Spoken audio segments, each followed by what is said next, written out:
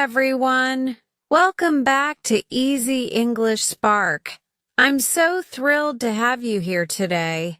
If you're looking to boost your English listening and speaking skills, you're in the right place.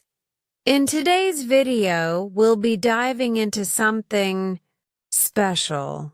A thrilling story broken down into 10 chapters that will help you practice your English, improve your comprehension, and learn new phrases. So, stay tuned as we unravel a web of mystery, deception, and truth, just like the storyline we'll explore together. Ready to build your confidence and speak more fluently than ever before? Let's get started and spark up your English journey. Chapter 1: A Manager's Perspective. I've spent over 3 decades in the insurance industry, and throughout those years, I've learned something crucial. There's always more to a person than what meets the eye. As the chief manager of the YAS office, I had the privilege and responsibility of observing every single client who walked through our doors. I can tell you that in my line of work, the first impression is often the most telling. It's something I've learned to trust, and it's never failed me. Our office had a special feature, one that I always found fascinating. One entire wall of the office was made of glass, providing an unobstructed view of the entire reception area. It was a strategic decision, not just for security, but for something more personal: to observe, to learn, to prepare. I could see everyone who entered long before they reached my desk. Now, you might think this is a little invasive, but trust me, after years of doing this, you develop a certain sense about people. I became very good at reading faces, at noticing the subtle shifts in expression, the way someone walked, how they carried themselves. And I took pride in it, because when you've worked in this industry as long as I have, you start to realize that the success of your work often depends on these first impressions. I would sit behind my desk, silently studying the individuals who stepped into the office. I'd watch their mannerisms, the way they interacted with the receptionists, how they responded to the mundane tasks at hand. Were they anxious, confident, nervous? It's all there, if you know how to look for it. I've always believed that you can tell a lot about someone before they even open their mouth. The way they enter a room, the way they stand or sit, how they make eye contact or avoid it, tells you more than they probably realize. You don't need to hear their words to gauge their character. You just need to observe. And over the years, I've perfected the art of observation. You might be wondering, though, how accurate can a first impression really be? The answer is quite accurate. You see, after years of interacting with thousands of clients, you start to recognize patterns, behaviors, and even the most subtle cues that speak volumes. And while people may try to mask their true intentions or feelings, it's almost impossible to hide everything. A glance, a posture, a small smile, it all tells a story. But there's one thing I've learned through my experiences. As much as I trust my instincts, as much as I believe in the power of observation, it's important not to let it cloud your judgment completely. First impressions are important, yes, but they are just the beginning of the story. There's always more beneath the surface. And that's something I've had to remind myself of time and time again. Still, as the years went by, I became more and more certain of one thing: my ability to read people, to get a sense of who they were within moments of meeting them, was one of the key tools in my work. And there was nothing I relied on more than my gut feeling when it came to making decisions about potential clients. But like I said, first impressions are just the start. There are always layers, always more than what appears on the surface. And that's where my true story begins. The story that taught me to never be too quick to judge, no matter how strong my instincts may be. It's a story that would change the way I view people forever. And it all started with a man who walked into my office one day. Someone I thought I knew in just a glance, but someone who would turn out to be nothing like what I expected. Chapter 2: The Arrival of Mr. William Rook. It was just another typical morning in the office.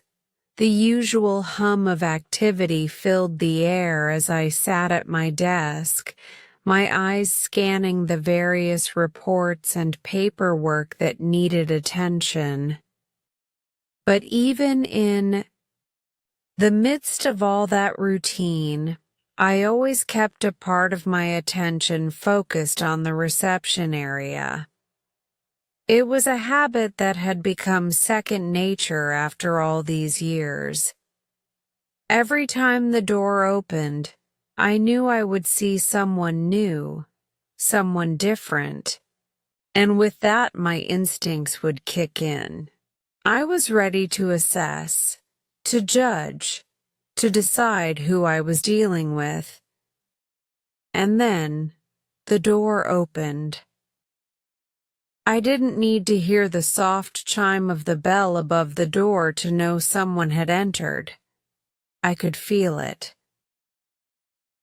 There was a slight change in the air, a subtle shift in the atmosphere. I looked up, and there he was. Mr. William Rook. He walked in with an air of confidence. No, it was more than just confidence. It was a sort of calculated assurance, the kind that people who have spent years perfecting their craft exude. He was a man who was clearly used to being in control, used to making an impression wherever he went. He had that certain presence, the one that commands attention without asking for it. And immediately, I felt myself taking mental notes, already categorizing him in my mind. He looked to be around his mid-40s, tall with a lean build. His suit was perfectly tailored, fitting him in all the right places. The fabric was expensive, the color subdued yet stylish, a deep shade of charcoal gray that spoke of quiet sophistication. He wasn't the type to wear flashy ties or stand out in the crowd. Instead, he blended in, smooth, refined, and polished. And that's what struck me the most, the perfection of his appearance. There was no mistake here, no carelessness. This man knew exactly how he wanted to be seen, but appearances, as I've learned over the years, can be deceiving. And as Mr. Rook walked into the reception area, I couldn't shake the feeling that something about him didn't quite add up. It wasn't his looks. No. He looked like someone who would walk into any room and be the center of attention. It wasn't his posture either. He carried himself with the kind of poise that spoke of years of social interactions, probably in settings that required him to be both a listener and a talker, someone who could navigate any conversation, no matter how complex. No, it was something more subtle, something I couldn't immediately pinpoint. Mr. Rook walked past the reception desk with a polite nod to the secretary and headed toward the rows of chairs where clients typically waited. As he moved, his eyes briefly scanned the room, and for just a moment, they lingered on me. I couldn't help but wonder, had he noticed me watching him? Was he aware of how much I was studying him? There was something about that moment that felt calculated on his part, like he was already measuring me, already figuring out who I was before I even had a chance to speak. He didn't sit immediately. Instead, he hovered by the chairs, his gaze still moving around the room, but now with more purpose. I watched him, my mind working quickly. He wasn't like the other clients I typically saw. Most people came in, nervous, unsure of what to expect. They fidgeted with their paperwork, avoided eye contact, and generally gave off the impression that they were out of their depth. Not Mr. Rook. He was composed, almost detached. He stood with the kind of quiet confidence that seemed to suggest he had all the time in the world, that he was in no hurry and didn't need to be. That kind of self-assurance was rare, and it struck me as something deliberate, something practiced. After a moment, he finally made his way to the desk, but not before taking another quick glance in my direction. And that's when I saw it. Something flickered in his eyes, a slight hint of recognition. It was brief, almost imperceptible, but it was there. It was as if he had already decided something about me, something I hadn't even said yet. It sent a small shiver down my spine. "Good morning," Mr. Rook said smoothly, his voice deep and even, carrying a certain warmth that matched the rest of his demeanor. "I'd like to speak with Mr. Sampson, if possible." I was taken aback for a second. I hadn't been expecting him to ask for me directly, but then, as quickly as the surprise hit, I remembered. I was the chief manager. Of course he would ask for me. The secretary, who had been quietly sorting through some paperwork, nodded and picked up the phone. Within seconds, she had relayed his request to me, and I stood up from my desk. As I walked toward him, I couldn't help but notice the way his eyes followed me, the cool intensity in his gaze.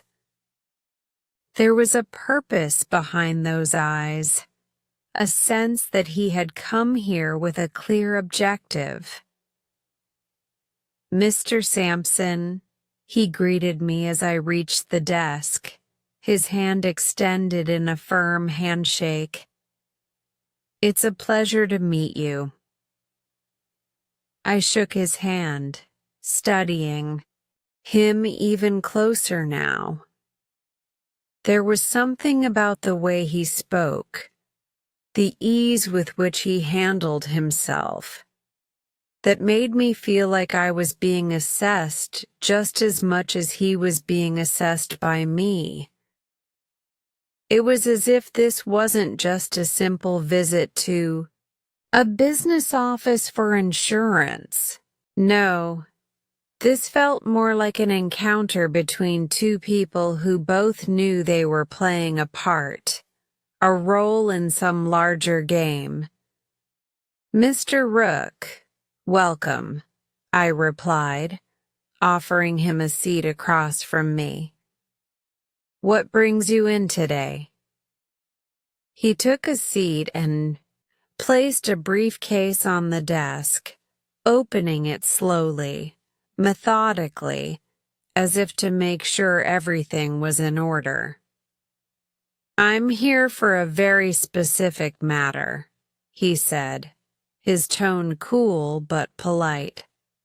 "I've heard good things about your company, and I need some insurance forms for a matter involving a close friend." As he spoke, I noticed his hands, steady, precise, and it only made me more curious. There was a deliberateness to his every move, from the way he opened the briefcase to the way he placed the papers on the desk. It all seemed very rehearsed, almost too calculated. And that's when I decided I was going to pay close attention to this man because he wasn't like the others. He was different. Chapter 3. A Strange Encounter. As I watched Mr. Rook settle into the chair across from me, a part of my mind remained focused on the subtle details of his demeanor. There was something almost unnerving about his calmness, something that set him apart from the usual clients I dealt with. Most of the people who came into my office had an air of uncertainty about them. They were either nervous about their insurance options or unsure of the process ahead. But not Mr. Rook.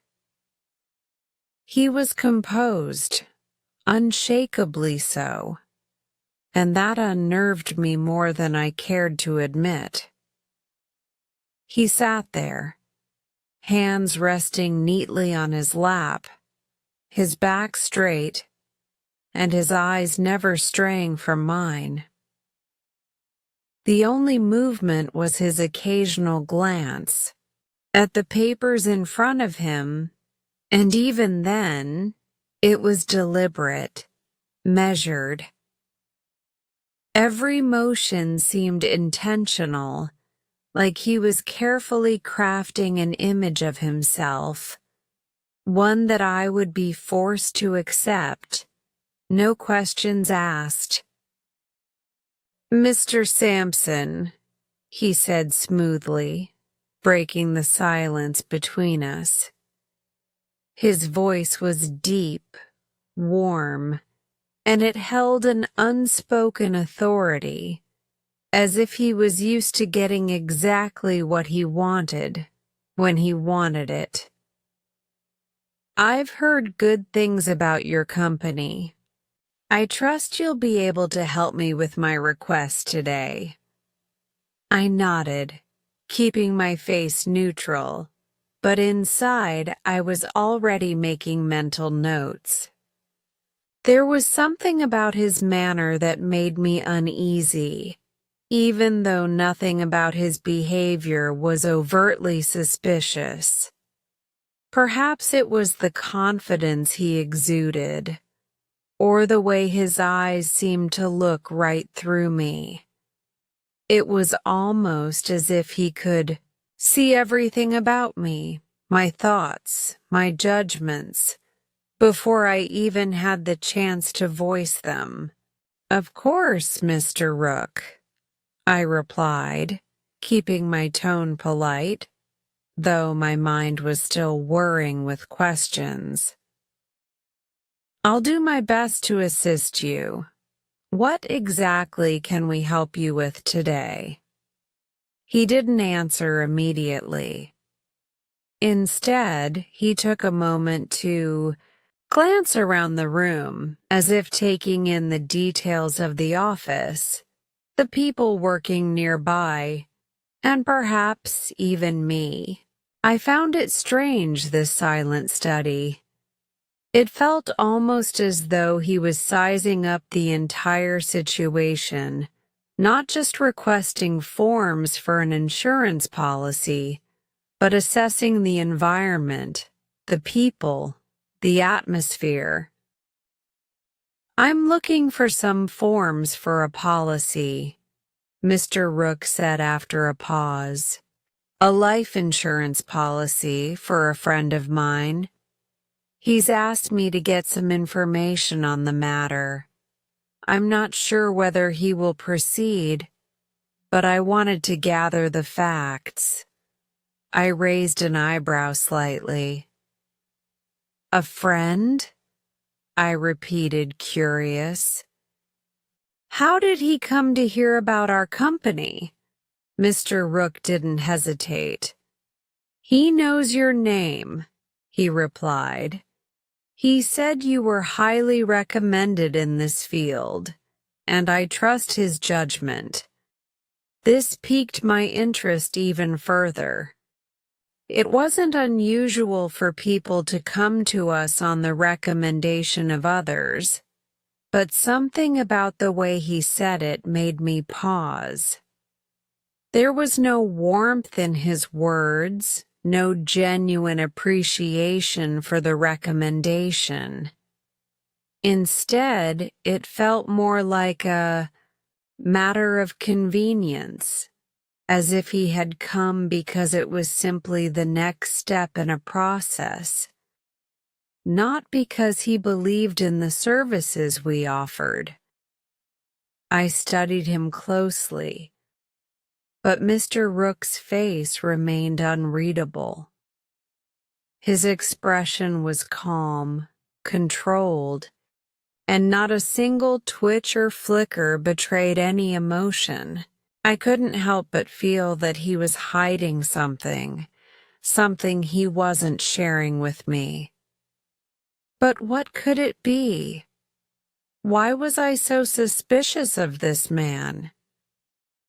"Interesting," I said slowly, setting the forms down in front of me and preparing to fill them out. "And this friend of yours? Does he live locally?" Mr. Rook shifted slightly in his seat, but again his demeanor remained composed. "No, not exactly," he said. his gaze drifting for just a moment to the window. He's been abroad for some time now, but he trusts me to handle these things for him. I'm sure he'll make his decision in due time. There was something about the way he said "in due time" that struck me as odd. It wasn't just the phrase itself, but the lack of urgency in his voice, the absence of concern that usually accompanies such matters. People who come to us for life insurance typically have a sense of urgency, either because of personal circumstances or because they're concerned about the future. But not Mr. Rook. He spoke as though it was all a matter of routine, something he could set aside at his convenience. And then, as if to add another layer of mystery to the situation, he smiled at me. It wasn't a warm smile. No, it was calculated, measured. A polite but distant smile that seemed to acknowledge nothing more than the exchange of pleasantries. But what bothered me was that his smile didn't seem to reach his eyes. It was as though he was playing a part, playing a role he had perfected over the years. As I handed him the forms, he looked at me, his gaze steady and unblinking. Then, for a brief moment, our eyes locked. And that's when I felt it, the unmistakable sensation that he was looking right through me. It wasn't just the coolness in his gaze or the subtle way he sized me up. No, it was something deeper, something more unsettling.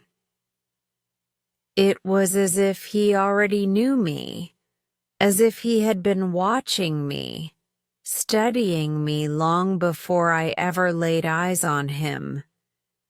Then, almost as quickly as the moment had arrived, he broke the stare, turned his attention to the paperwork in front of him, and began filling out the necessary forms. The brief exchange had left me with a lingering sense of unease, though I couldn't quite explain why. I watched him for a moment, unable to shake the feeling that something was wrong. But he was already moving on, his focus entirely on the forms, as if he had accomplished whatever it was he had set out to do. He smiled again, this time more genuinely, though still lacking warmth. "Thank you, Mr. Sampson," he said, standing up and gathering his things. "I appreciate your time today." I nodded, still unsure of what to make of him.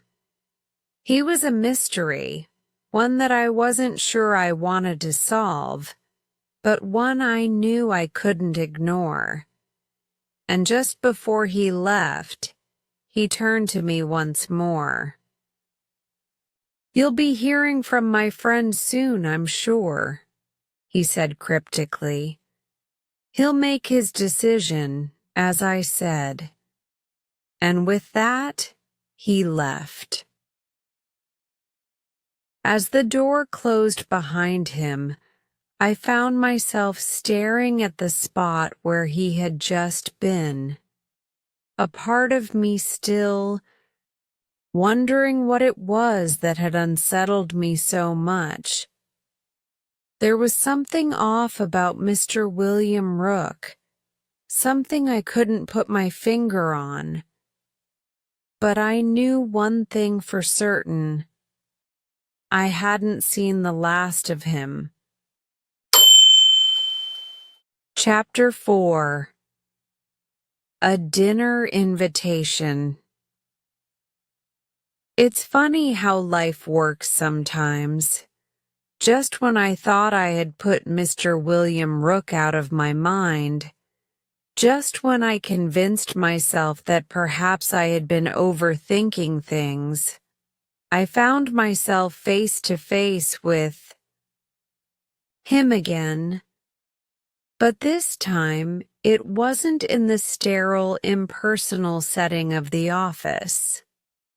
No, this time, it was at a dinner party.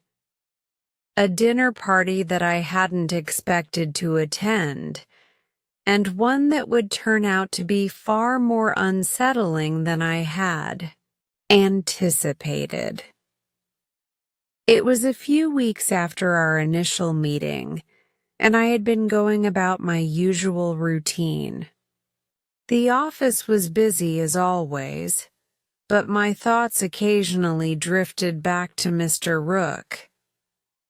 I couldn't shake the feeling that there was something about him that didn't sit right with me. Maybe it was his perfect, controlled demeanor, or the way he spoke with such quiet confidence, almost like someone who knew exactly what he wanted and was used to getting it. Or maybe it was the strange sense of being sized up that I couldn't escape when I was in his presence. Whatever it was, something about him lingered in my mind. It wasn't until I received the invitation that everything came rushing back.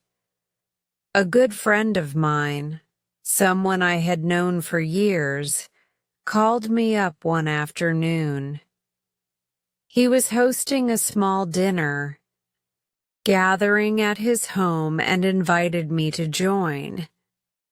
He mentioned it in passing, as if it were a casual thing, but then he added something that immediately caught my attention. "You know, Mr. Rook will be there as well," he said. "He's a friend of a friend, and I thought it would be nice for you two to have a chance to chat outside of work." At the mention of Mr. Rook's name, I felt a knot form in my stomach. I hadn't expected to see him again so soon, let alone in a more personal setting. But I was also curious about what kind of man he was outside of the office, away from the sterile professionalism of the insurance world. So, despite my unease, I accepted the invitation. The evening of the East Side Chi dinner arrived, and as I stepped into my friend's home, I couldn't help but feel a sense of anticipation. The house was warm and welcoming, filled with the rich scent of roasting meat and the soft murmur of conversation. It wasn't the kind of event that called for formality, but there was a certain elegance to the gathering. The guests were well dressed. The atmosphere was comfortable, and the soft glow of candlelight added a certain intimacy to the setting. As I walked into the living room, I scanned the faces of the guests, and there, standing near the fireplace, was Mr. Rook. He was holding a glass of wine, looking every bit the picture of composure. He didn't look out of place at all. In fact, he seemed perfectly at home in this environment, just as he had seemed perfectly at ease in the office. His expression was calm, even serene, as if he didn't have a care in the world.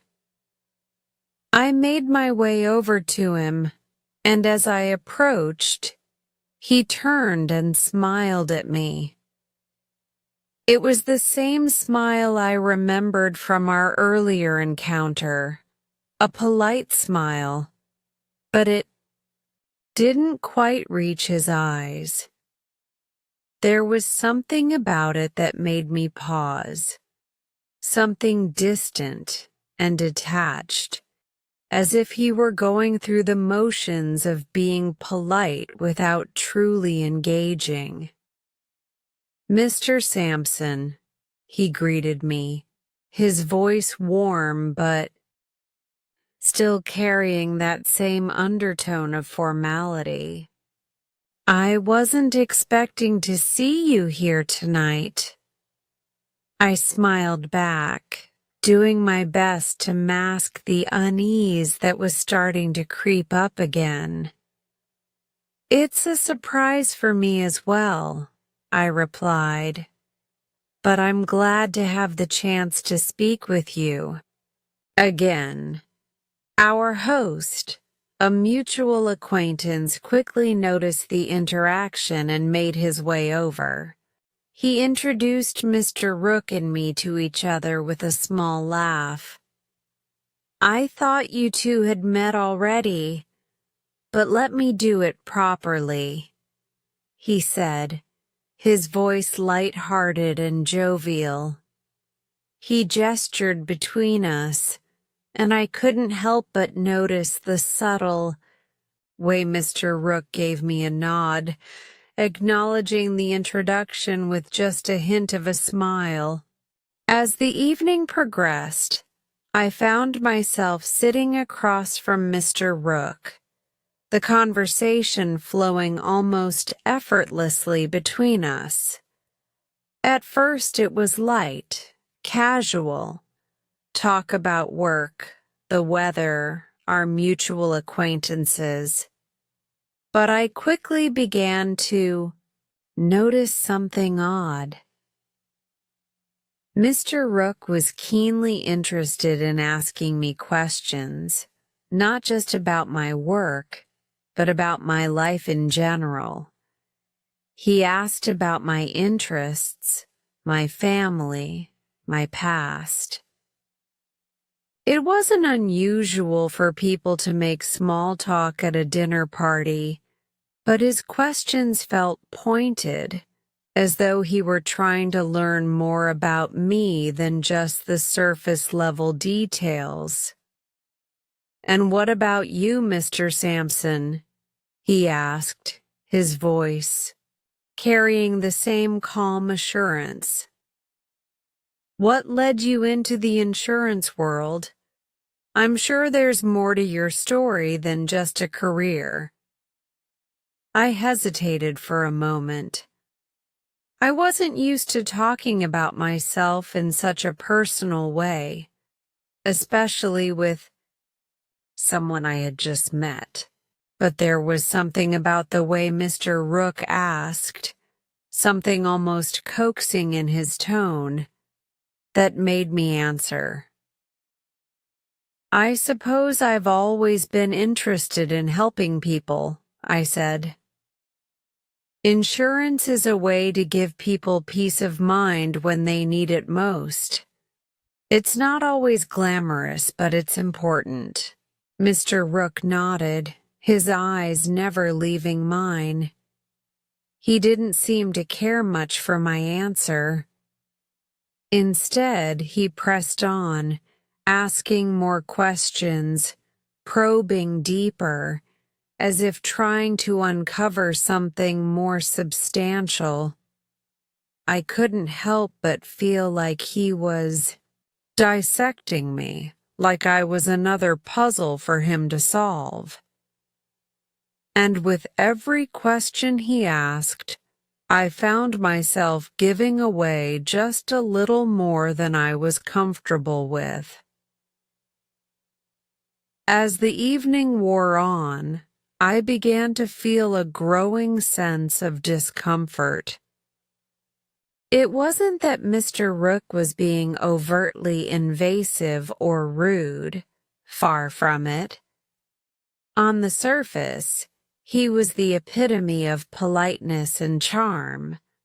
But the more we spoke, the more I began to sense that he wasn't interested in small talk at all. No, he was trying to understand me, to uncover something deeper, something hidden beneath the surface. It was only when the conversation shifted to talk of a mutual acquaintance, a man named Mr. Meltham, that I felt the strange tension lift, even if just for a moment. Mr. Rook's face softened as he spoke of Mr. Meltham, his tone filled with a certain respect. "What a loss," Mr. Rook said softly. Mr. Meltham was a brilliant man. He truly revolutionized the industry. I nodded in agreement, but I couldn't help but notice the slight edge in Mr. Rook's voice. It wasn't just admiration. It was almost as if he were commenting on a great tragedy, a loss that affected him personally. It was an odd thing to say, considering how little he seemed to know Mr. Meltham. But then, as quickly as the moment of reflection had passed, Mr. Rook's demeanor shifted once again. He smiled and raised his glass in a toast, the conversation veering toward lighter topics. And as the evening drew to a close, I couldn't shake the feeling that Mr. Rook had revealed something, perhaps not deliberately, but he had given me a glimpse into a side of himself that didn't quite match the composed image he so carefully projected. As I left the dinner party that night, I couldn't help but feel that I had witnessed something important.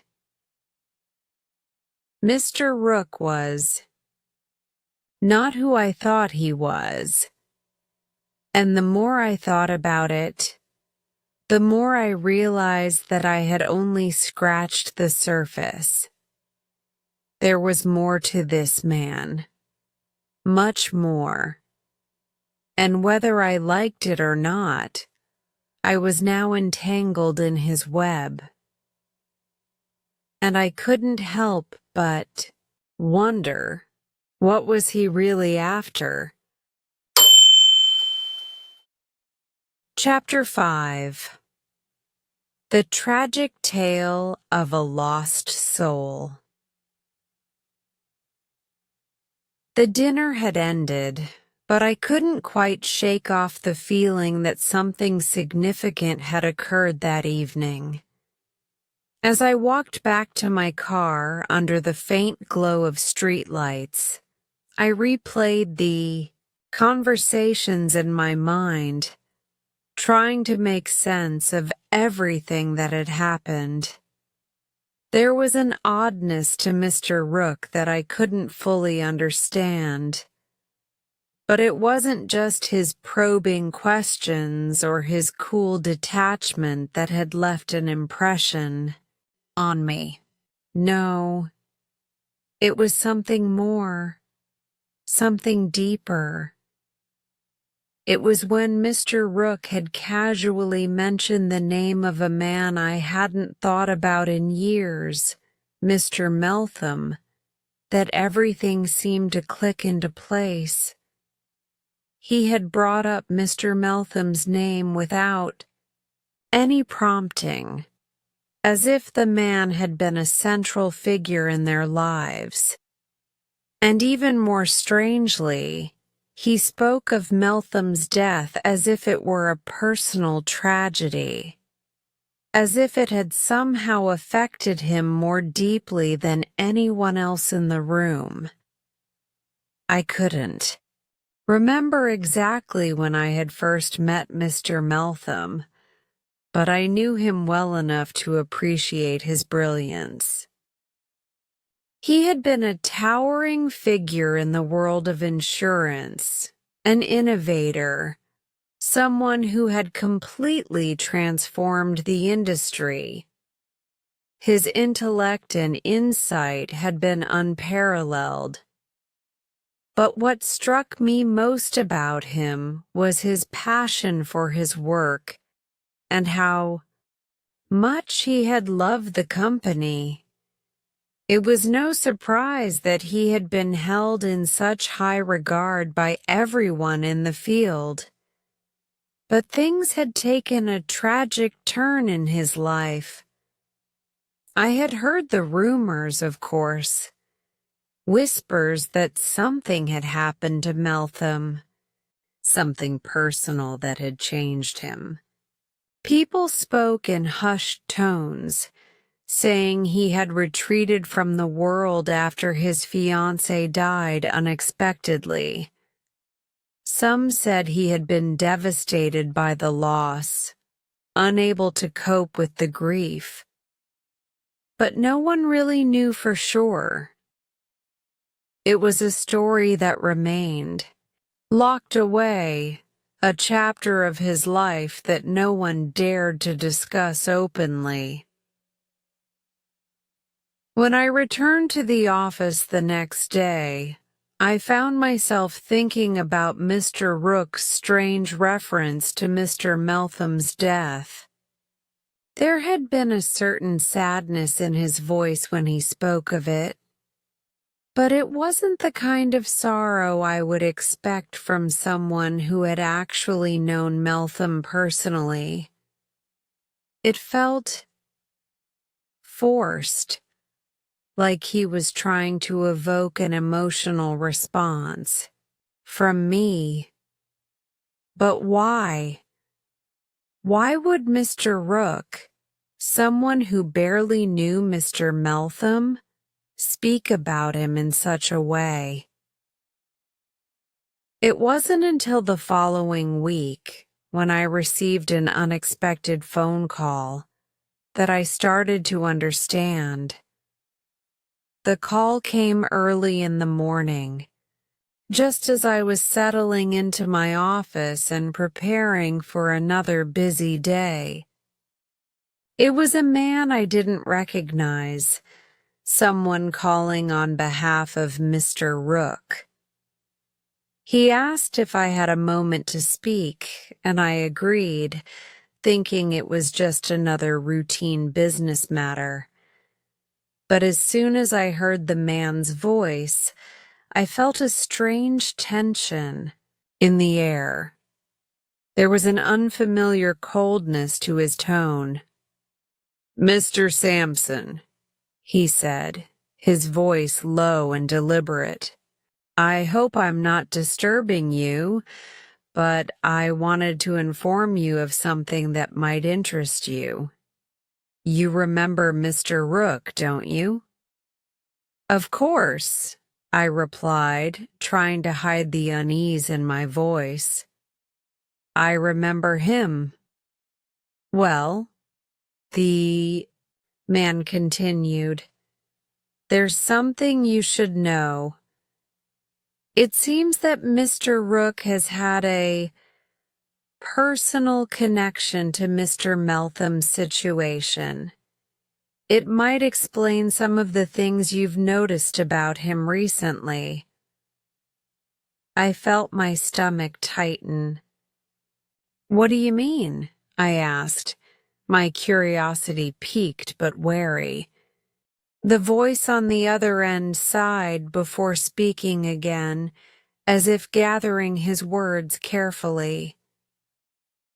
"Mr. Rook had a history with Mr. Meltham, a close one, in fact, but it's not the kind of relationship you might expect. They were connected through something much more tragic than you know."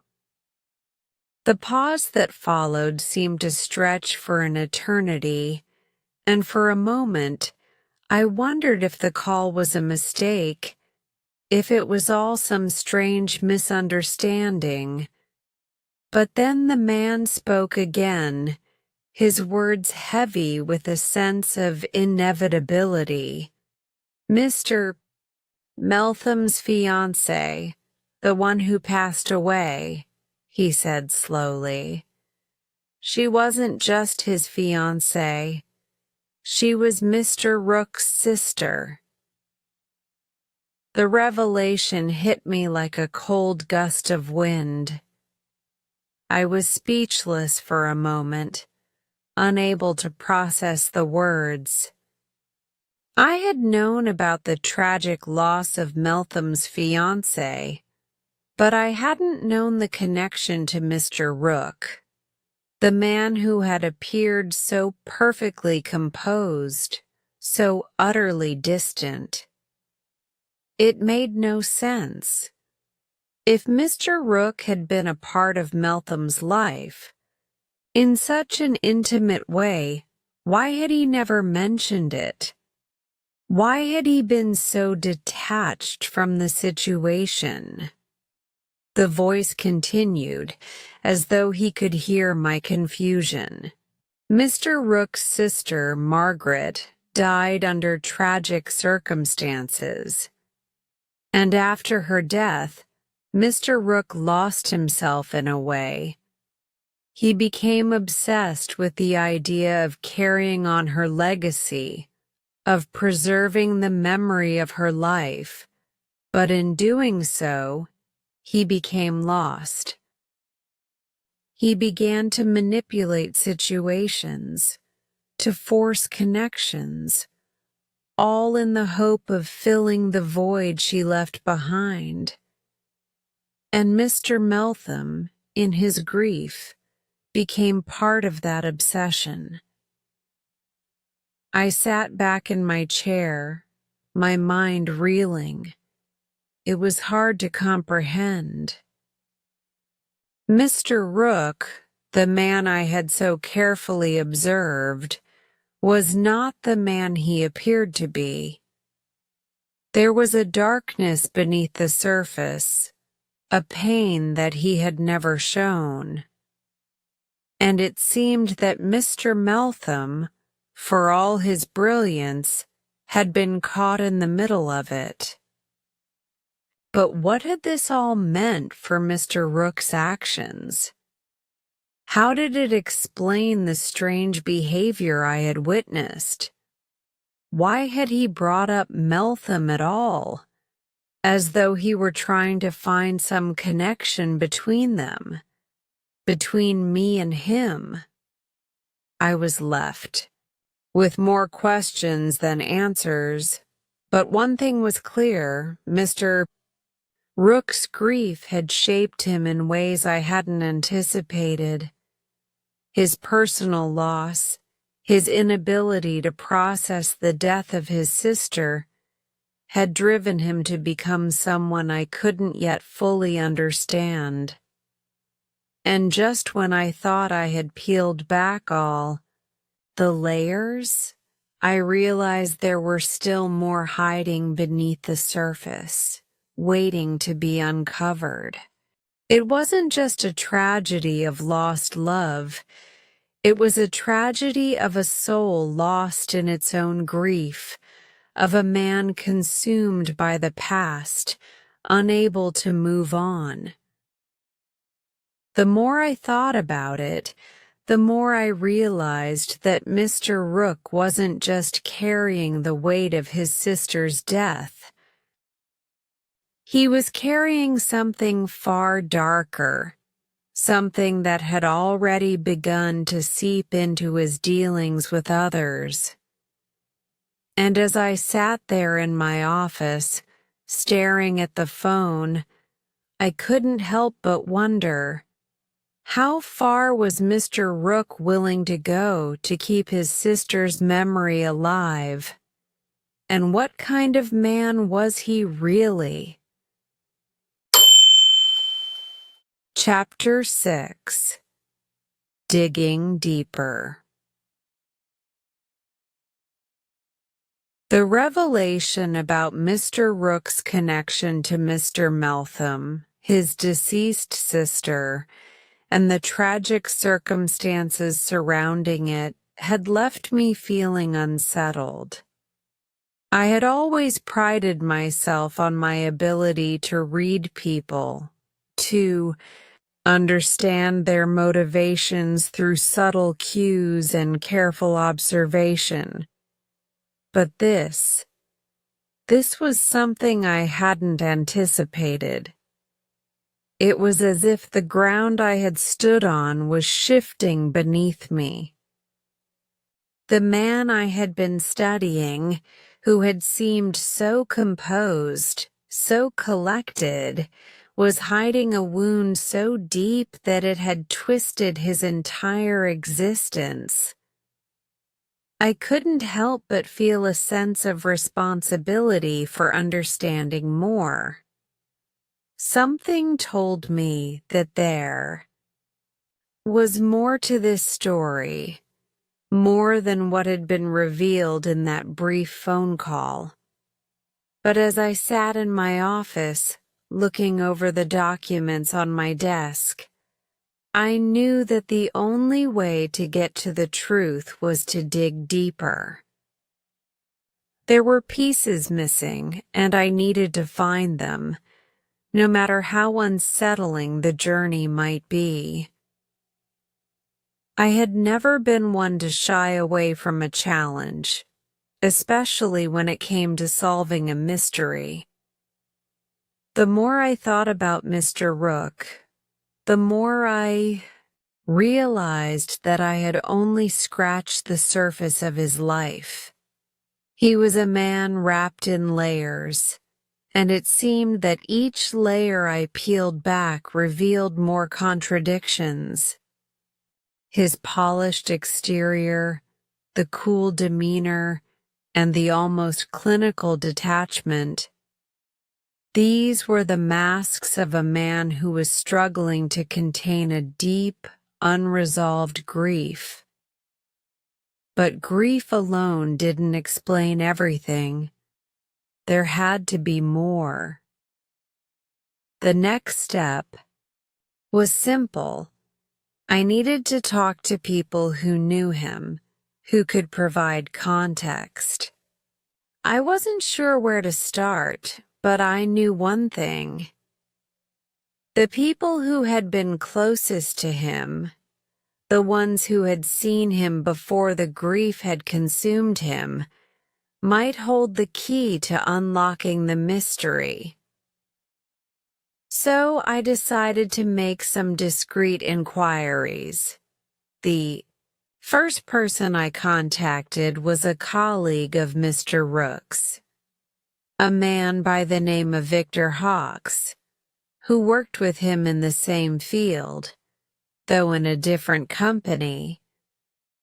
I had heard of Hawkes before, and his name was often mentioned when people spoke of the top players in the insurance world. I knew he would be someone who might offer some insight.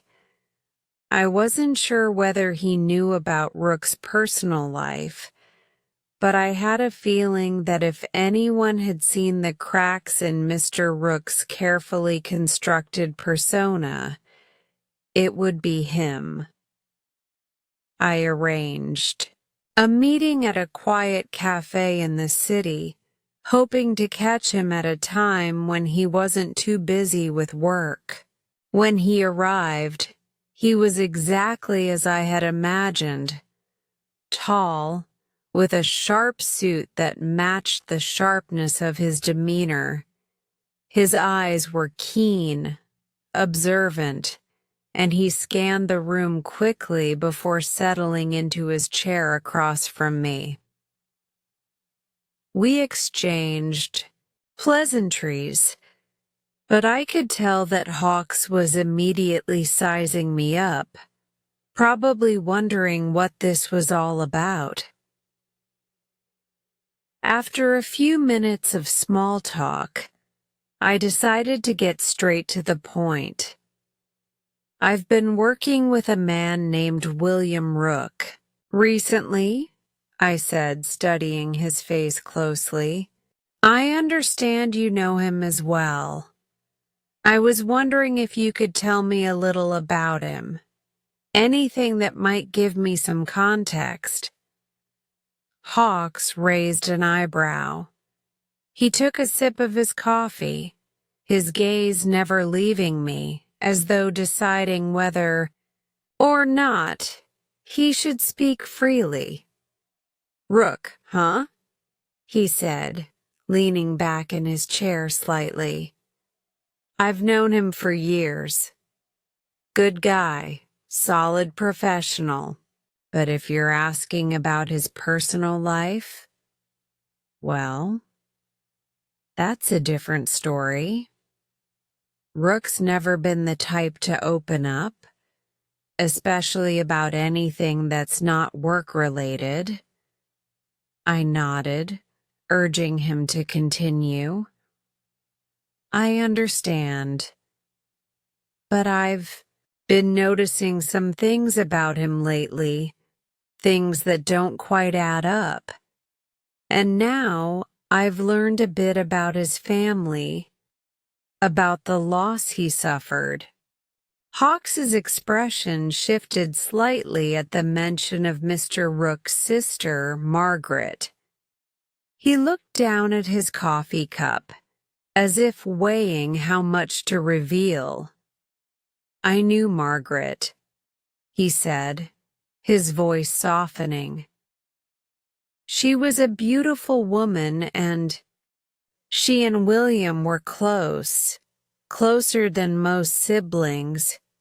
They both had a lot riding on their careers, especially William. He always believed that if he could just achieve enough, if he could prove himself in the insurance world, then everything else would fall into place. But when she passed, it broke him. I've never seen someone change so drastically. I leaned in, more intrigued now than ever. How did it affect him? Hawks paused before answering. It wasn't immediate. At first, he seemed like he was holding it together, like the grief wasn't going to be a problem. But as the weeks passed, it was clear that something was eating away at him. He became distant, almost cold. He started pushing people away. Work became the only thing he focused on, but even that was off. I don't think he was ever the same after Margaret died. I was silent for a moment, processing what Hawks had said. It wasn't just grief then. It was something deeper. Something that had fundamentally altered Rook's behavior and personality.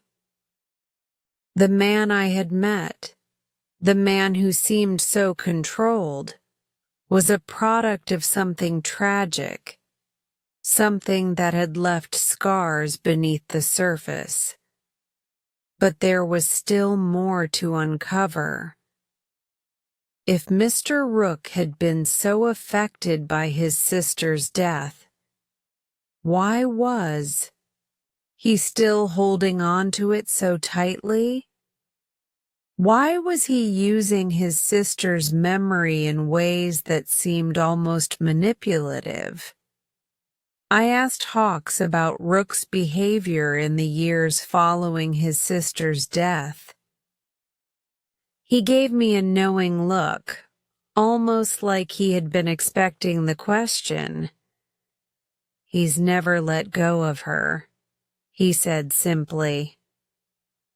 And I don't think he ever will. You see, William's a man who can compartmentalize everything.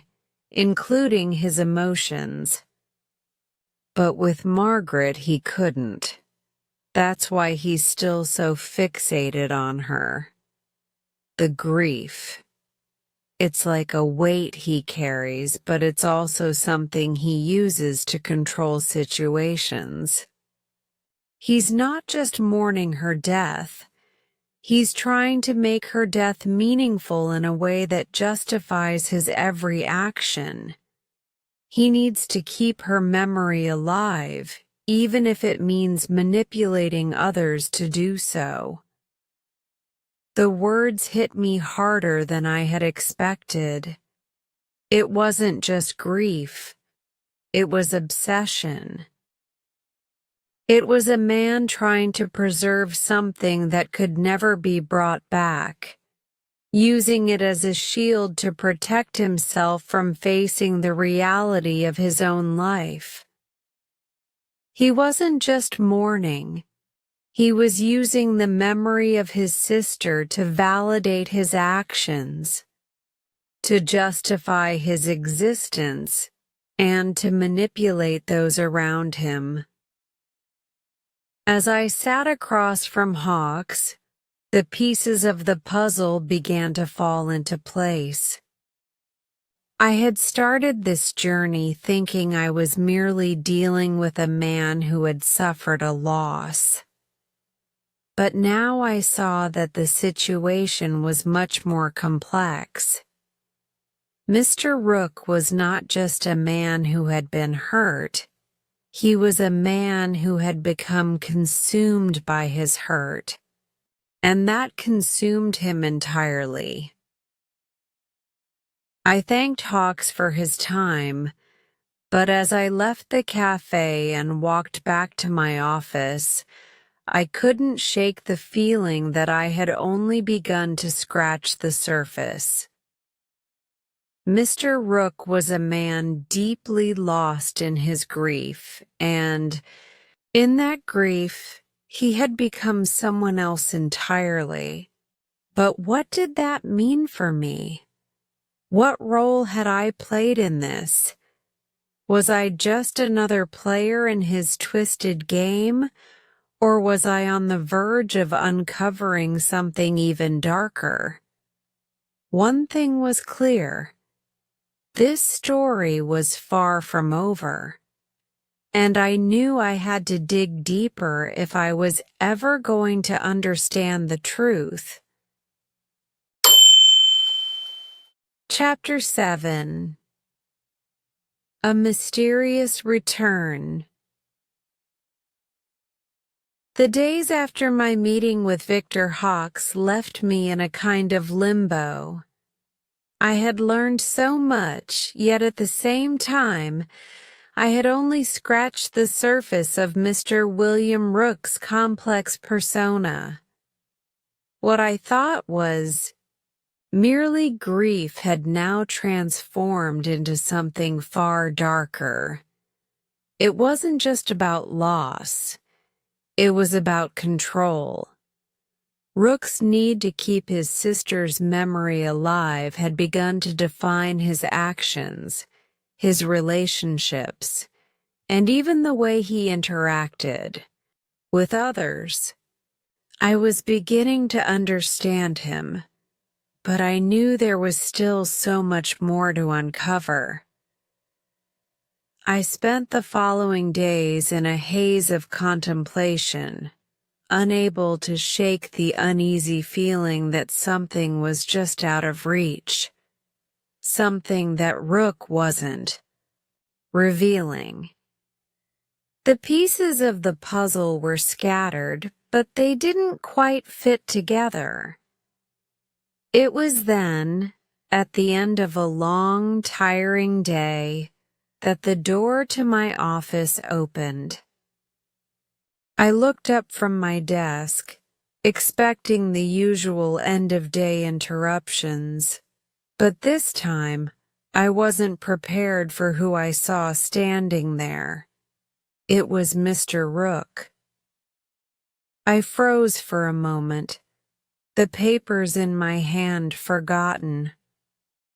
I hadn't seen him in weeks, not since our last encounter at the dinner party.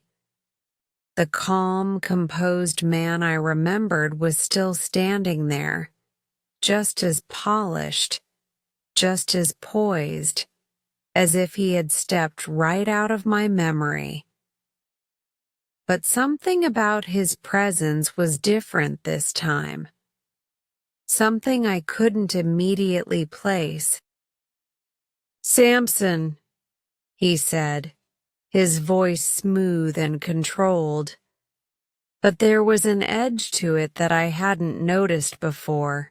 He was standing in the doorway, his posture as perfect as ever, but there was a tension in the air around him. "Mr. Rook," I replied, standing up from my chair and greeting him with a nod. "I didn't expect to see you again so soon." Smiled, but it wasn't the same polite smile I remembered. This one was more reserved, more calculated, like a mask he had put on just for me. "I know it's been a while," he said, taking a step inside. "But I have a few things to discuss with you." I gestured for him to sit, still unsure of what to make of his sudden return. He moved toward the chair across from me, his every motion deliberate and precise. The room felt colder somehow, and I couldn't shake the feeling that this meeting wasn't just about the insurance forms he had requested weeks ago. No, something else was going on, something I had yet to understand. "Is something wrong, Mr. Rook?" I asked, trying to keep my voice neutral. "You seem, different today." He paused before responding, as if carefully choosing his words. "You could say that," he said quietly. "There's something I've been meaning to explain to you, something that's been bothering me for a while." I raised an eyebrow, intrigued but still cautious. "Go on." He sat back in his chair, folding his hands in his lap. For the first time, I noticed a flicker of vulnerability in his eyes, a brief moment where the carefully constructed mask slipped. It was fleeting, but it was enough to make my heart race with curiosity. "I came here today to talk about a few things," he began, his voice steady, though there was a subtle tremor beneath it. "About my family, and the things that have been weighing on me for so long." I nodded, keeping my expression neutral. I had no idea what he was about to say, but I had learned by now that Rook was not a man who opened up easily. If he was sharing anything personal, it was likely something significant. "You see," he continued, "the death of my sister, Margaret, has been consuming me.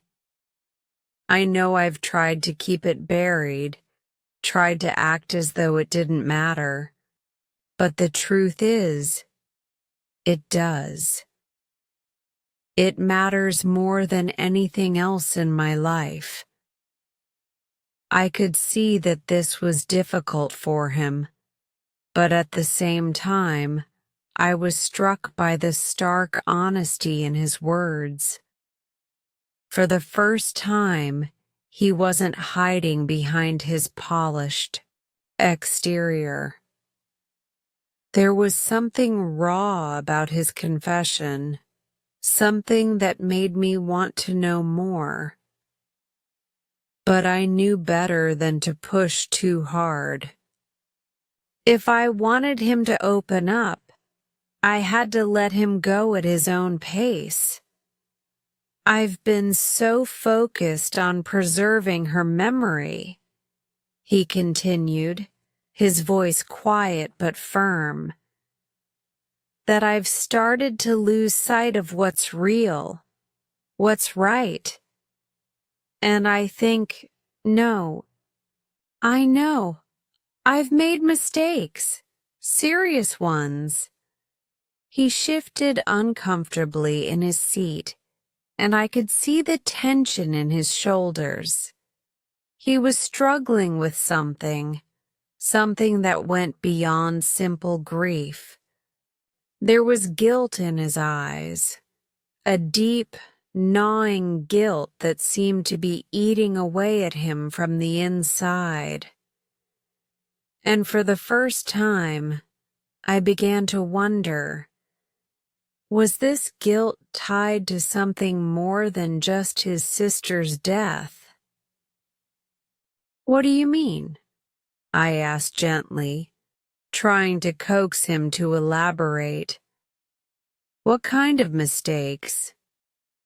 Rook's eyes darkened, and he looked down at his hands, folding them tightly together as if to steady himself. I've used her memory, he said in a low voice. I've manipulated people. I've used my grief to control situations, to get what I want, all in the name of keeping her alive in my mind. But it's not just that. I've hurt people in the process. People who didn't deserve it. The weight of his words hit me like a wave. I had suspected that there was more to Rook's actions than I had initially understood, but hearing him admit it so openly was jarring. This wasn't just a man trying to cope with loss. This was a man who had been using his grief as a weapon that had caused collateral damage in the lives of those around him. And now, it seemed, the guilt had finally caught up with him. You've been living in her shadow, I said softly, almost to myself, as I began to piece together the true extent of his internal struggle. You've let her death define everything about you.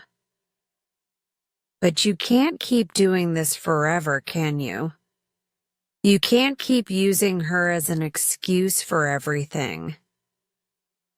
Rook's face tightened, and I saw a flash of anger before it was quickly masked. He stood up abruptly, pacing across the room. I know that, he snapped. I know it. But it's not that simple, Samson. You don't understand what it's like to lose someone you love so deeply, so completely, that you can't let go. It's not just a matter of moving on. It's like trying to live without a part of yourself. He turned to face me then, his expression intense, his eyes burning with a mixture of frustration and pain. I've tried to move on, but I can't. I can't, he repeated, his voice breaking on the last word.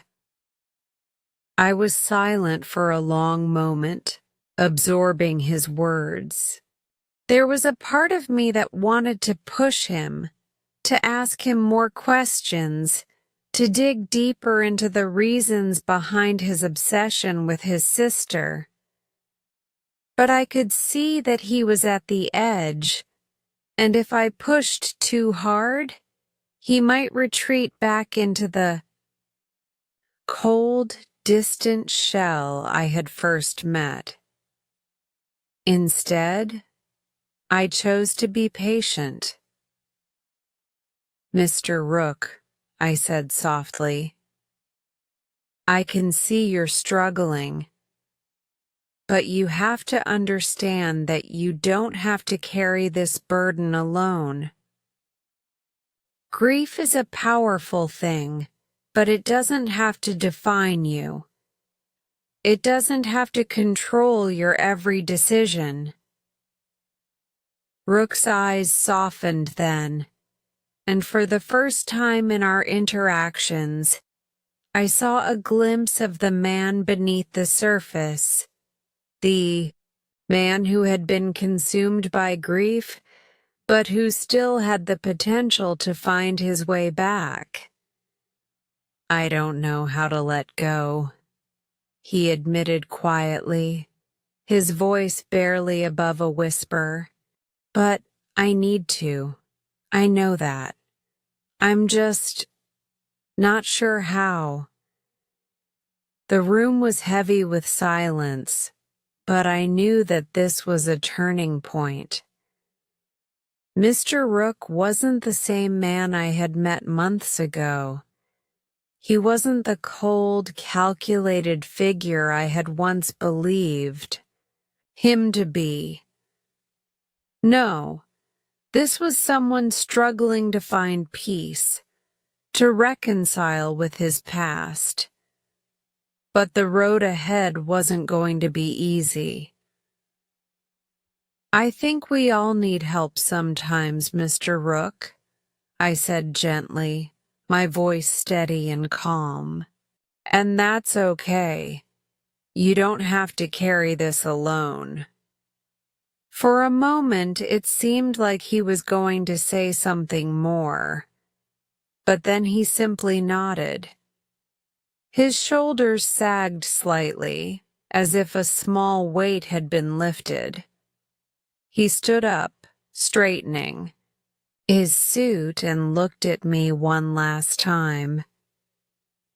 "Thank you," he said quietly.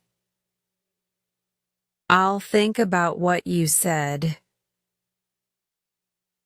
And then, just as suddenly as he had arrived, he was gone.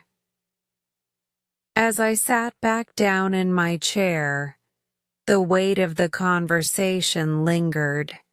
Mr. Rook's return had been mysterious, but in many ways it had been necessary.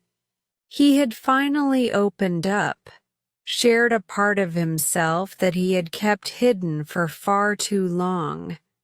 And though it didn't solve all his problems, it was a step in the right direction. But as I looked at the door where he had exited, I couldn't shake the feeling that this wasn't the end of the story.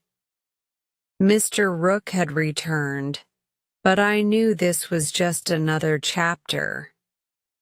His journey was far from over, and mine too had just begun. Chapter 8. Unveiling a Web of Lies. The days after Mr. Rook's return had been unsettling. I could still feel the weight of our conversation lingering in my mind. There was something about him, his vulnerability, his confession, that made me wonder whether I had truly understood him at all. The man who had walked into my office that day had been so different from the one I had first encountered. And yet, there was still something that didn't sit right with me.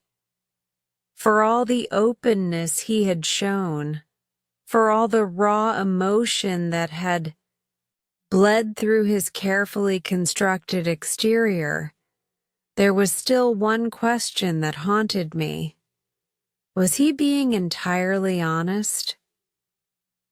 He had admitted to using his sister's memory to manipulate others, and I had seen the pain in his eyes. But had he truly confronted all the lies he had told, or was there still more to his story? The gnawing doubt wouldn't let me go. I had seen enough in my years of work to know that people often lie, not just to others, but to themselves. Grief, especially the kind Mr. Rook had experienced, had a way of distorting reality, making even the most honest man question his motives.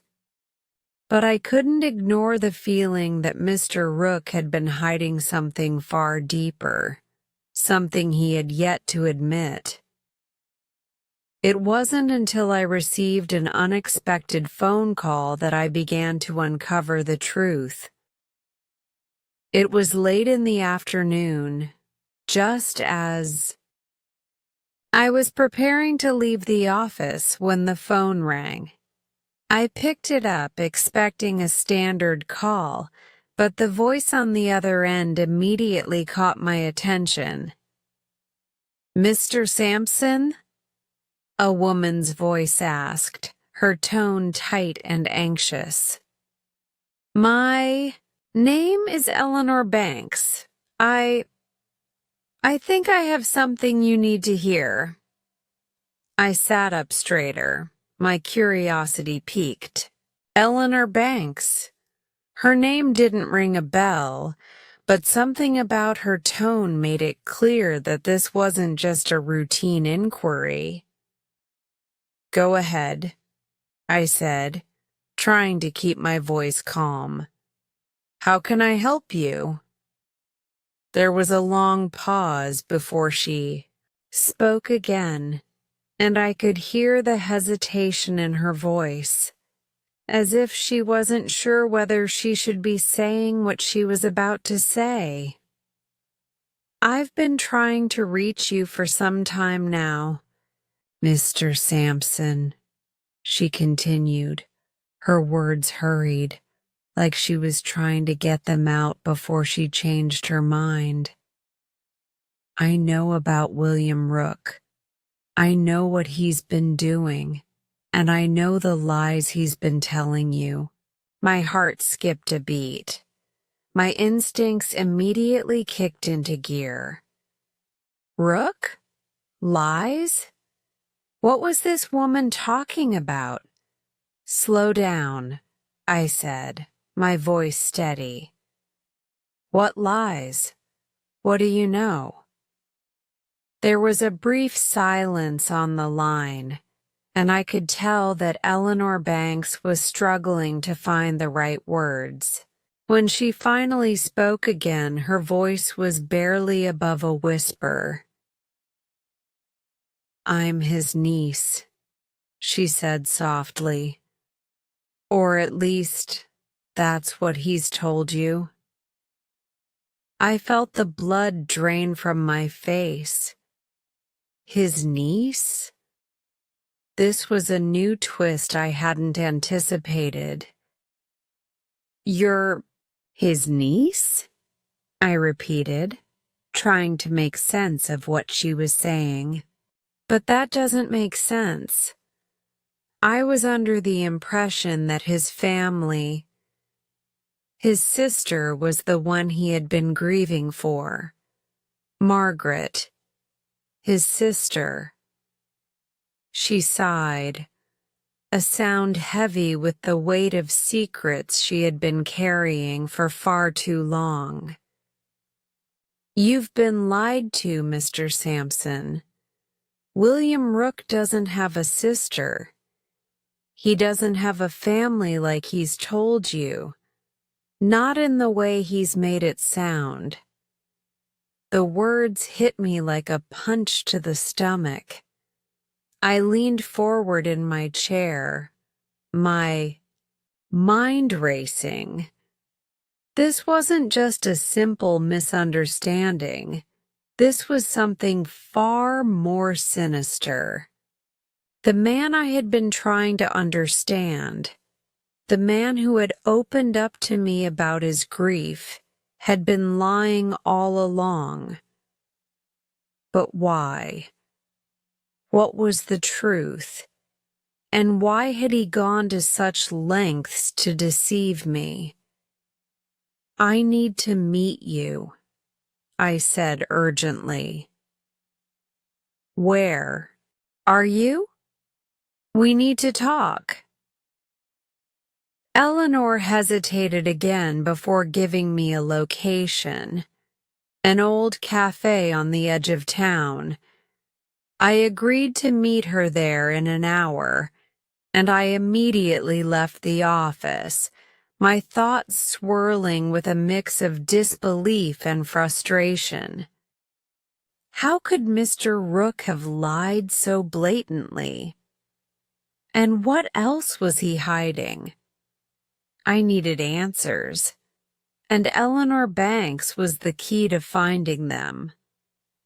When I arrived at the cafe, I found her sitting in a corner booth, her face partially hidden by a scarf.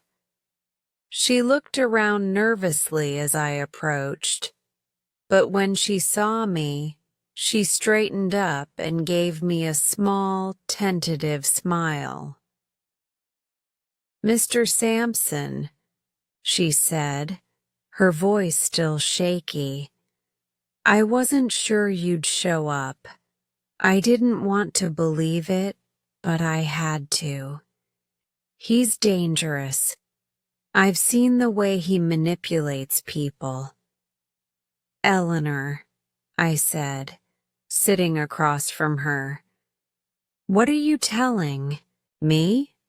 What lies has he been telling? She glanced around nervously, ensuring that no one was listening, before leaning in closer. You don't understand, Mr. Sampson. William Rook is not who he says he is.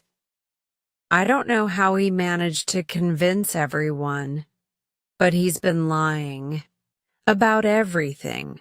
About his family, about his past, about everything. I waited for her to continue, my heart pounding in my chest. I had to know the full story.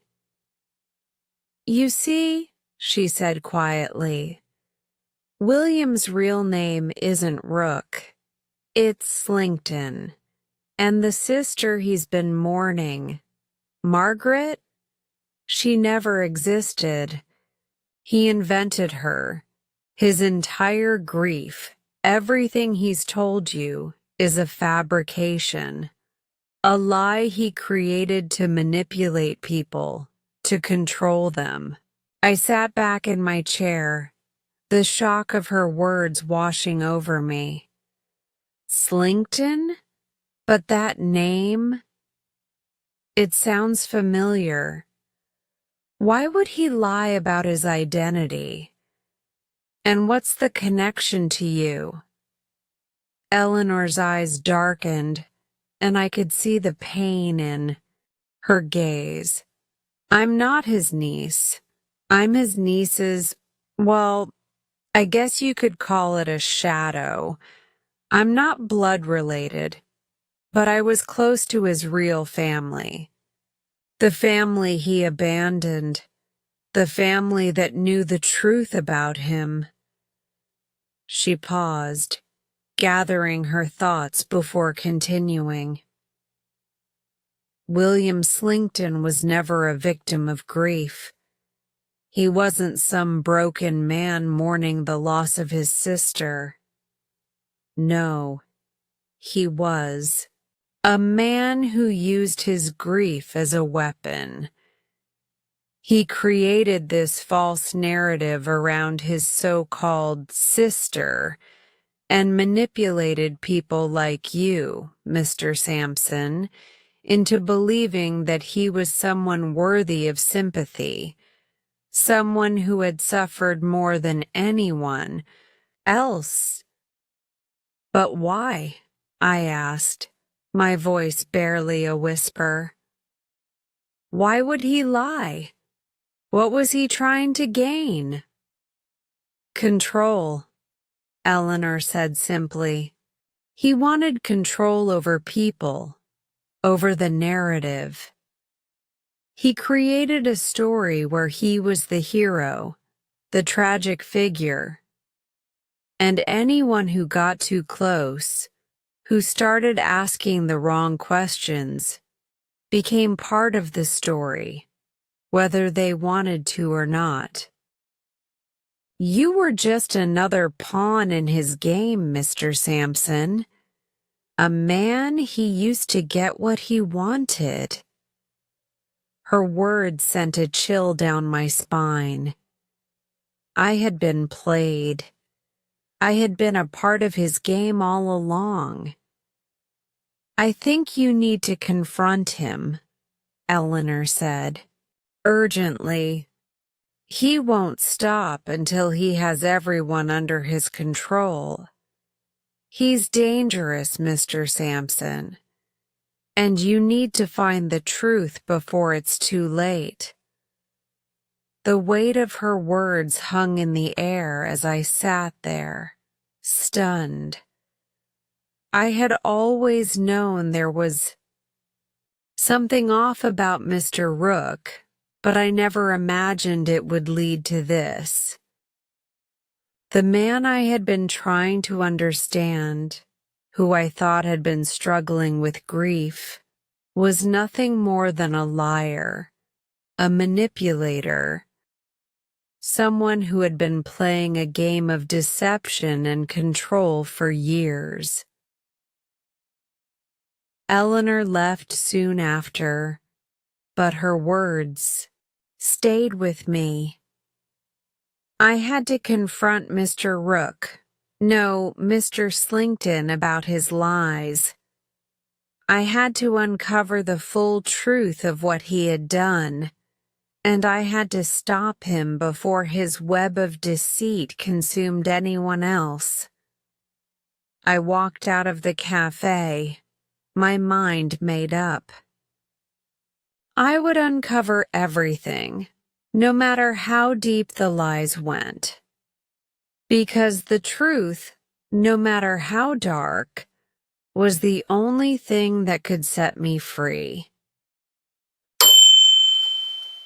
Chapter 9. The Unraveling Truth. The weight of the truth hung heavily in the air. I sat in my office, staring at the wall, the phone call from Eleanor Banks echoing in my mind.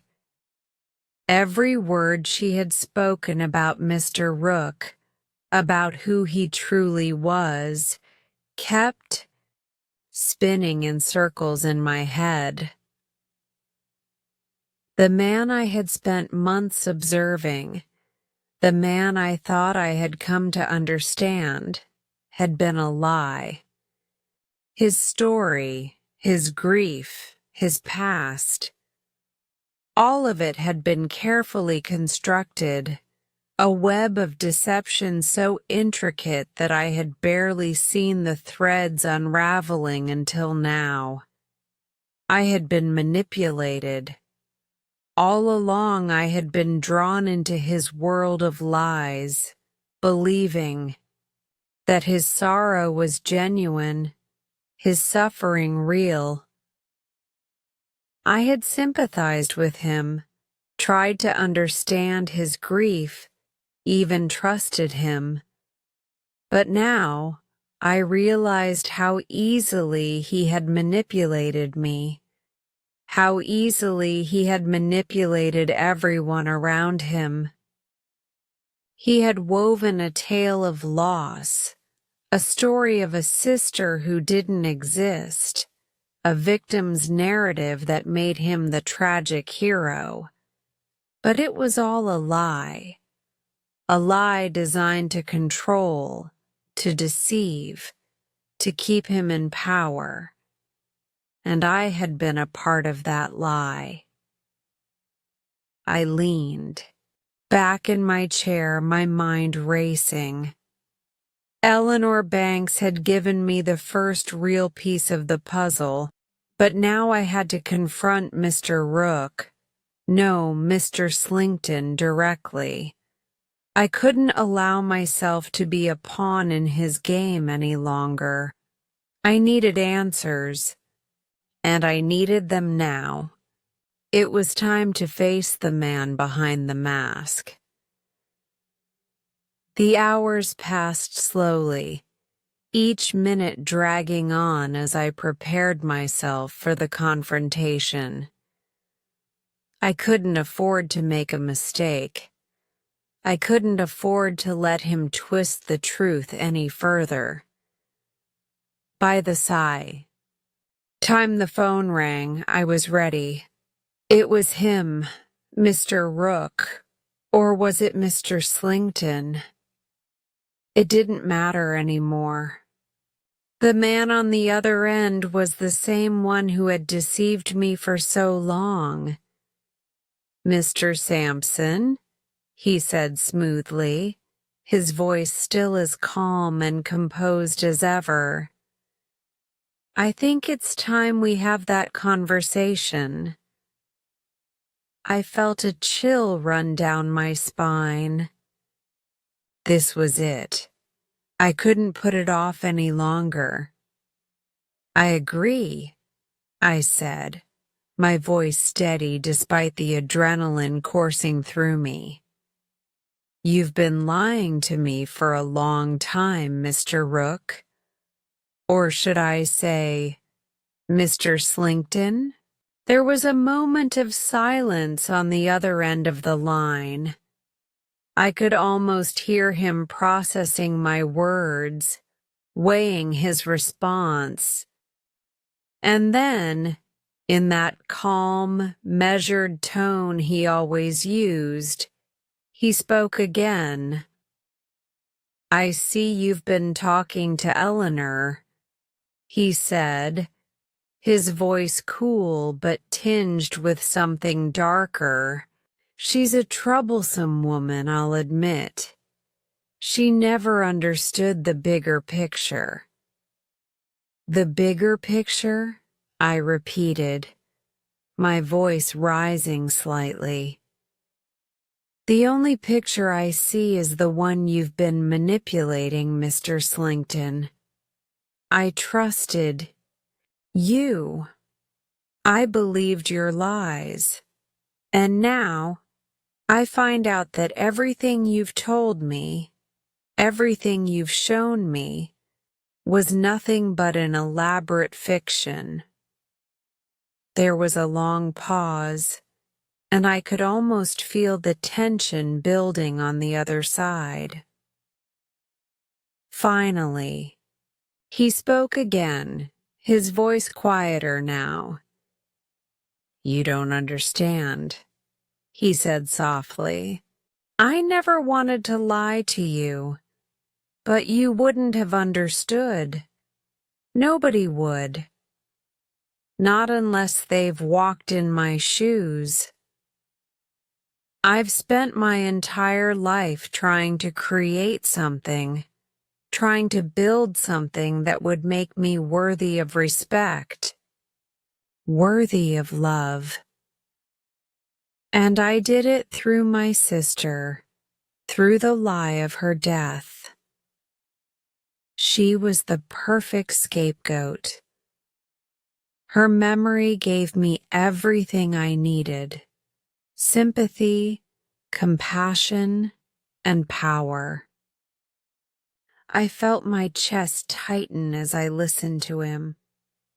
The words he was speaking were chilling, and for the first time, I realized just how far he was willing to go to maintain the facade.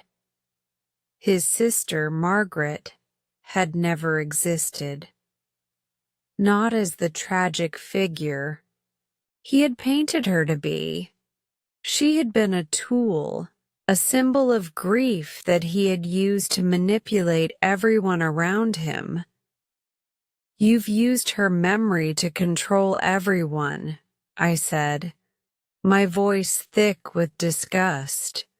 You've built your entire identity on a lie. He didn't respond immediately, and for a moment, I wondered if he had anything left to say. But then, he spoke again, his tone softer, almost as if he were pleading with me. You don't get it, do you? I had nothing. No family, no legacy. I had to create something to make people see me, to make them respect me. And Margaret, she was my way in. She was the key to everything I needed. I could feel my blood boiling as I listened to him. He wasn't just a man grieving for his sister. He wasn't just a man caught in the throes of loss. He was a man who had turned his grief into a weapon, a tool to manipulate and control the people around him. He had taken the memory of a dead woman and used it to create a false identity, one that he could hide behind while he manipulated everyone who came into his life. You took advantage of her death, I said, my voice shaking with anger. And you used it to destroy people's lives. You made me believe you, Mr. Slinkton. You made me believe that you were just a man who had lost everything. But now I see you for what you really are. There was a long silence, and for a moment I thought the conversation was over. But then he spoke again, his voice cold and calculating. You think you figured me out, don't you? You think you understand everything now. But you're wrong, Mr. Sampson. The truth is, I didn't do it for power. I didn't do it for control. I did it because I needed to feel something. Because without that grief, without that story, I would have been nothing. Just another man lost in a world that doesn't care. And when you're invisible, when you're nothing, you'll do anything to create a reason to exist. I felt the weight of his words sink in, but they didn't affect me the way he thought they would. I had heard enough. The man in front of me wasn't a victim of circumstances. He was a predator, a man who had preyed on the emotions of others for his own gain. I'm done, Mr. Slinkton, I said, my voice firm. I've seen enough. I've heard enough. You won't manipulate me anymore. There was a pause on the other end of the line, and for a brief moment, I wondered if he would lash out, if he would try to explain himself further.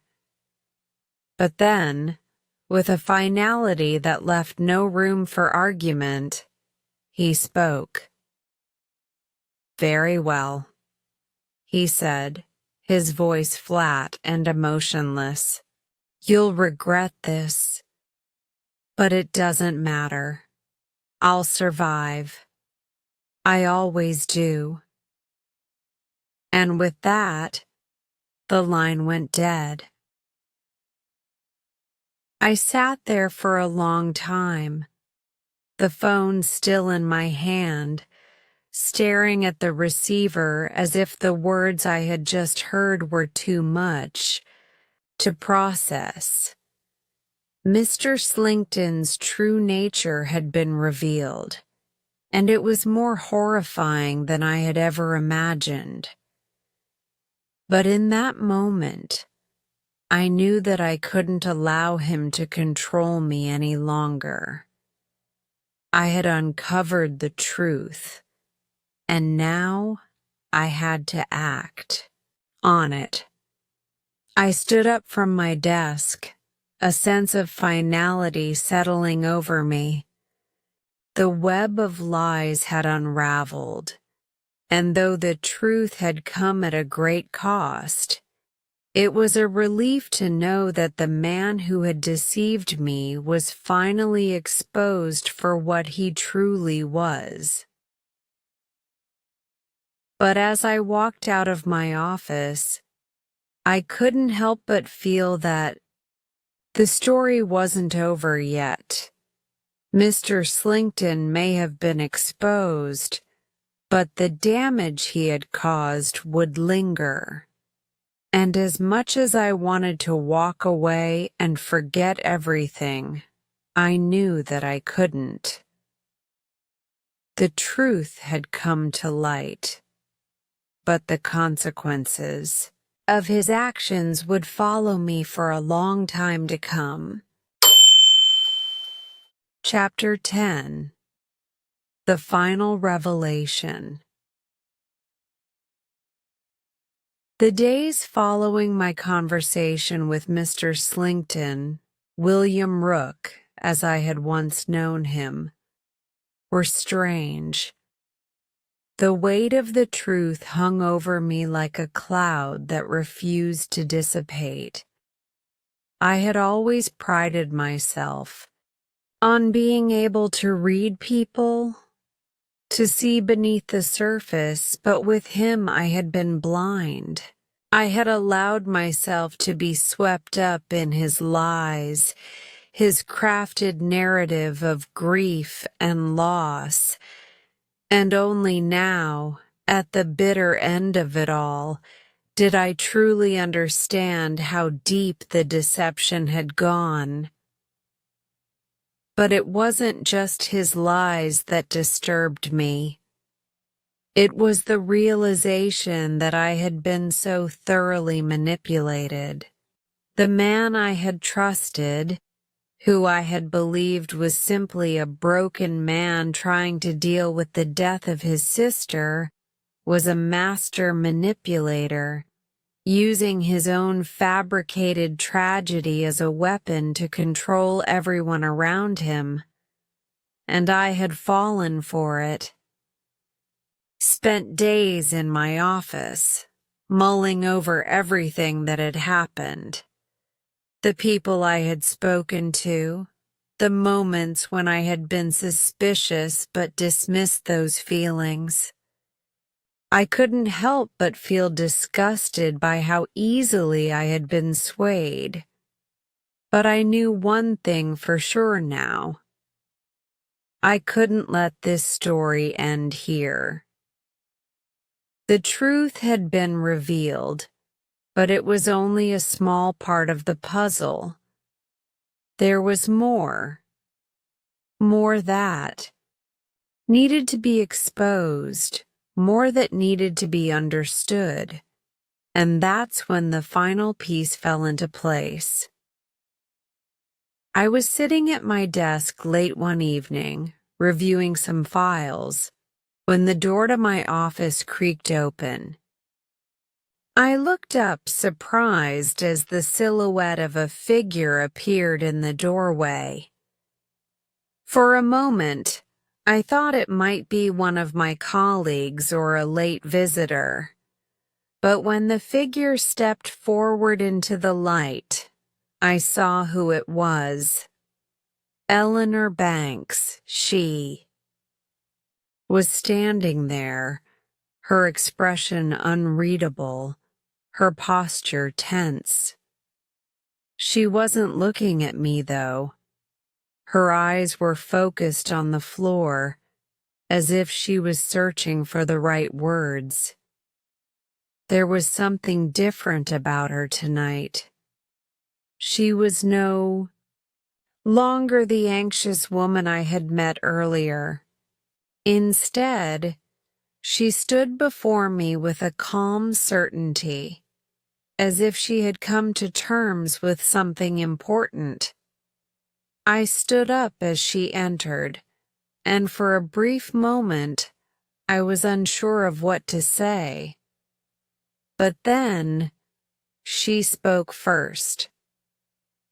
"Mr. Sampson," she said, her voice steady but tinged with a kind of solemnity. "I've come to tell you everything.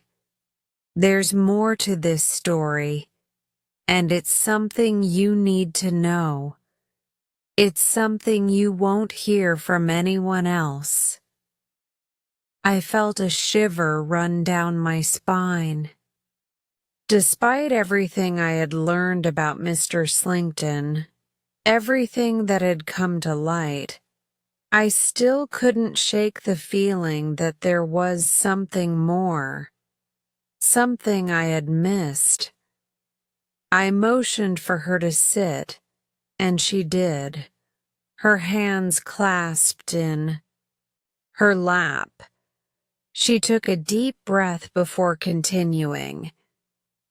"You've only heard part of the truth," she began, her voice low but firm. "William, no, Slinkton, has been hiding things from everyone. And I'm not just talking about the lies he's told you about his sister, Margaret. I'm talking about his entire life, his entire existence. There's something darker in his past, something that goes beyond manipulation and grief." I leaned forward, my mind racing. "What are you talking about?" Eleanor's gaze flickered up to meet mine, and I saw something in her eyes, something haunted. She seemed to struggle with how much to reveal, but then she exhaled deeply, resigned. "You need to understand, Mr. Sampson," she said softly. "William Slinkton didn't just invent Margaret. He invented the entire narrative around her death. And it wasn't just for sympathy or power. It was part of something much more twisted, something that has been going on for years." I felt my heart rate quicken. "What are you saying?" She looked away, clearly troubled, but she forced herself to meet my gaze again. "William Slinkton has been involved in a much darker game, Mr. Sampson. He's been orchestrating things, manipulating people, and creating chaos in the lives of others. Margaret's supposed death, the grief he built around it, it was only the beginning." A cold wave washed over me. "You're telling me he's been doing this for years? What's the real story?" Eleanor's hands trembled slightly as she spoke, but her voice remained steady. "It's not just that he lied about Margaret," she said quietly. "It's that he killed her. He killed her to create the perfect story. Margaret was never the innocent victim he claimed her to be. She was a pawn in his game, and when she started to see through him, when she started questioning the things he had built, he did what he had to do to protect his narrative." The words hit me like a punch. I couldn't process what she was saying. This couldn't be real. He had killed her? His own sister? The very woman he had used as the cornerstone of his entire deception? I don't believe it, I said, shaking my head in disbelief. Why would he do something like that? Eleanor took a deep breath, as if steeling herself. He killed her because she became a threat to his carefully constructed reality. She knew too much. And when she started threatening to expose him, he couldn't afford to let her live. Margaret's death wasn't an accident. It wasn't some tragic event that left him broken. It was a calculated move, a sacrifice made for the sake of his own survival. I sat back in my chair, stunned into silence. My mind was spinning. Everything I had believed about Mr. Slinkton, everything I thought I had uncovered, was just a facade. It was all part of a much larger plan, a plan that involved murder and manipulation on a scale I hadn't even imagined. How do you know all of this? I asked quietly. Why are you telling me now? Eleanor's eyes softened, and she looked away again, as if grappling with her own emotions. Because I couldn't stand by anymore. I knew Margaret. She was a part of my life once, and I saw what happened. William had been plotting for years, and I was too afraid to stop him. But when I saw you get involved, when I saw how easily he was controlling you, I knew I had to do something. She paused, gathering her thoughts, and then continued, her voice barely above a whisper. I'm not just telling you because I want to expose him. I'm telling you because I want to make sure this doesn't happen again. Slinkton is dangerous. He's capable of far more than anyone realizes. And if you don't stop him now, he'll keep manipulating people, destroying lives for his own gain. The weight of her words settled heavily on my shoulders. It wasn't just about exposing the truth anymore. It was about stopping a man who was capable of far worse than anyone had imagined. A man who had taken the life of his own sister to maintain his grip on power and control. A man who had destroyed so many lives, all for his own benefit.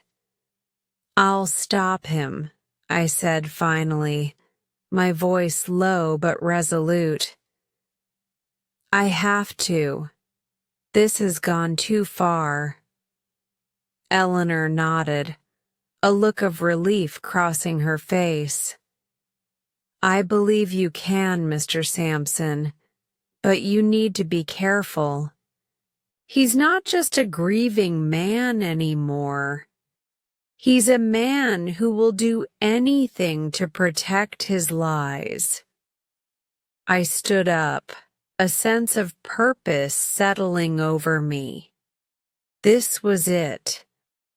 The final revelation had been made, and now it was time to end it. Mr. Slinkton's reign of deception and manipulation was coming to an end, and I would make sure of it. Thank you, Eleanor, I said, my voice steady. You've done the right thing. Now, it's time to make sure he faces the consequences. As she left my office, I felt a sense of finality settle in my chest. The truth was out now. The man who had deceived me and so many others would no longer be able to hide behind his lies. I had the power to bring him to justice, to expose everything he had done, and I would make sure it happened. No more lies, no more manipulation.